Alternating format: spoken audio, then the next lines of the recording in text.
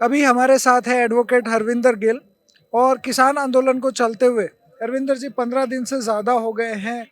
लाखों किसान सड़कों पे डटे हुए हैं इस सर्दी में भी।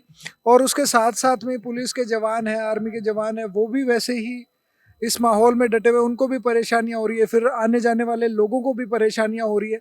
तो आपको क्या लगता है कि सरकार किस मूड में है और क्या उन्हें अभी तक इसका समाधान नहीं निकाल लेना चाहिए था?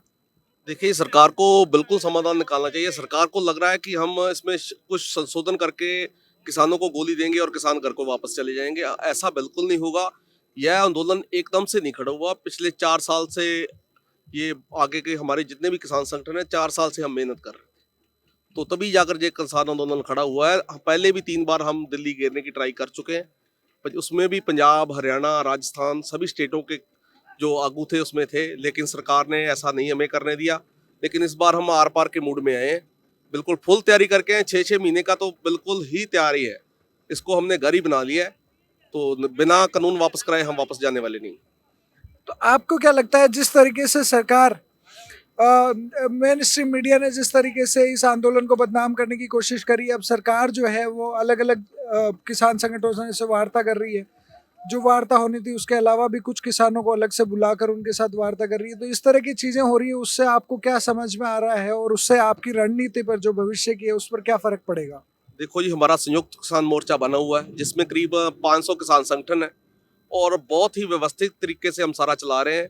सरकार चाहे जो भी हथकंडे चला ले, गोदी मीडिया जितना भी ट्राई कर ले, उसको इस बार हम सफल नहीं होने देंगे। हमारी भी इस बार आईटी सेल भी हमने बनाई है, हर तरीके से हमने बनाया है। तो हर तरीके से सरकार को ईंट का जवाब पत्थर से देंगे इस बार।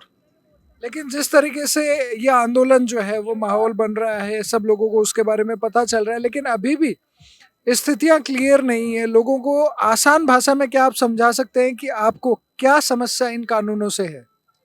देखो जी, जो सरकार 3 कानून लेकर आई है, मैं ब्रीफली सभी को बता दूं। जैसे जितने भी इंटरनेशनल फॉलोअर इस आंदोलन से नए जुड़े हैं, बिल्कुल आपकी बात सही है कि सभी को उस बारे में मालूम नहीं है कि किसान को परेशानी क्या है। जैसे पहला कानून है, इन्होंने कहा है कि हमने वन नेशन वन मार्केट कर दी। ठीक है, उससे किसान अपनी फसल कहीं भी ले जाकर बेच सकता है। किसान तो पहले भी अपनी फसल कहीं पर भी ले जाकर बेच सकता था। लेकिन समस्या इसमें अब ये है कि जैसे एपीएमसी मंडी जो पिछले इतने सालों से काम कर रही थी, इनको उसमें सुधार करना चाहिए था, लेकिन इन्होंने उसमें तो कोई सुधार नहीं किया।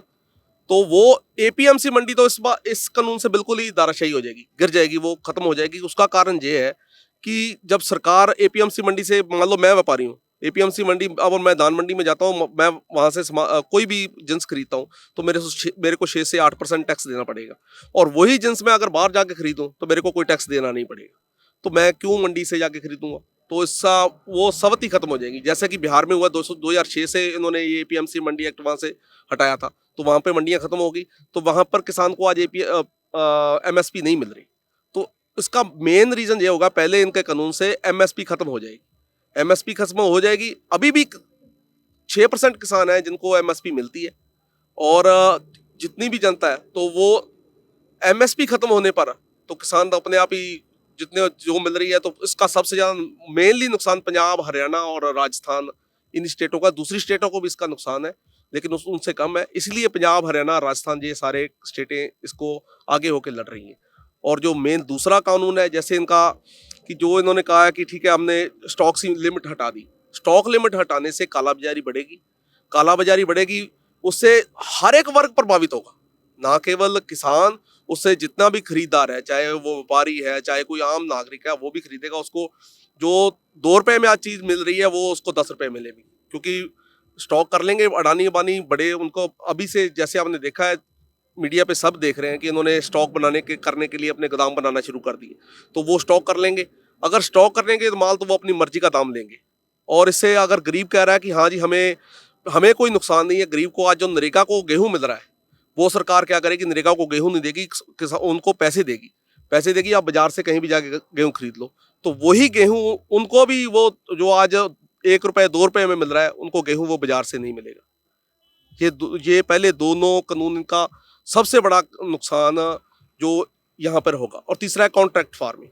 कॉन्ट्रैक्ट फार्मिंग को अगर ब्रीफली पढ़ें, हमारे यहाँ, मैं गंगानगर से आता हूँ, राजस्थान से। तो पेप्सी के ने वहाँ कॉन्ट्रैक्ट किया था जौ का, लास्ट ईयर।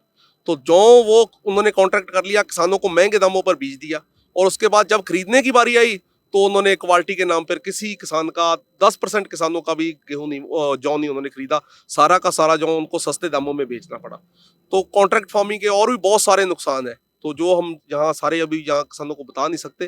कॉन्ट्रैक्ट फार्मिंग से किसानों को यहाँ तक डर है कि कॉन्ट्रैक्ट होगा, वो हमारी ज़मीन ले लेंगे, उस पर लीज पर वो कुछ भी कर सकते हैं, उसका नुकसान हो सकता है। मॉर्टगेज वगैरह जैसे ली है, आगे मॉर्टगेज रीमॉर्टगेज करेंगे, उसके बाद क्वालिटी के नाम पे हमारा सामान नहीं खरीदेंगे।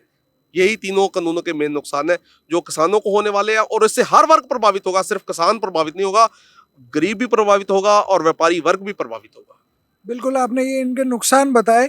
सरकार फायदे अपनी जगह बता ही रही है, लेकिन जैसे आप राजस्थान से हैं तो राजस्थान में कांग्रेस की सरकार है और कांग्रेस की सरकार भी इन कानूनों का विरोध कर रही है। लेकिन उसके बावजूद भी सरकार, राजस्थान में कांग्रेस की सरकार के जो स्टेप्स उठाए उन्होंने किसानों के लिए, जैसे टोल माफ जो किया गया था उसको वापस से लागू कर दिया है, एमएसपी पे खरीद के लिए केंद्र को प्रस्ताव नहीं भेजा जा रहा है, बिजली की जो सब्सिडी थी उसे खत्म कर दी। तो इस तरीके से राजस्थान में कांग्रेस की सरकार के जो स्टेप्स हैं उनको लेकर आप क्या कहना चाहेंगे? देखो जी, हम तो दोनों सरकारों को कहते हैं, चाहे वो बीजेपी की सरकार हो चाहे कांग्रेस की सरकार हो, ये दोनों ने किसानों का आज तक नहीं सोचा। अगर कांग्रेस ने भी पहले आज तक किसान का सोचा होता तो स्वामीनाथन रिपोर्ट कब का लागू हो गया होता, क्योंकि जब कांग्रेस का राज था, जब स्वामीनाथन रिपोर्ट आई थी 2006 में, तो तब की उन्होंने लागू की होती तो आज हमारी एमएसपी सभी किसानों को मिल रही होती। किसान की परचेजिंग पावर ही नहीं रही।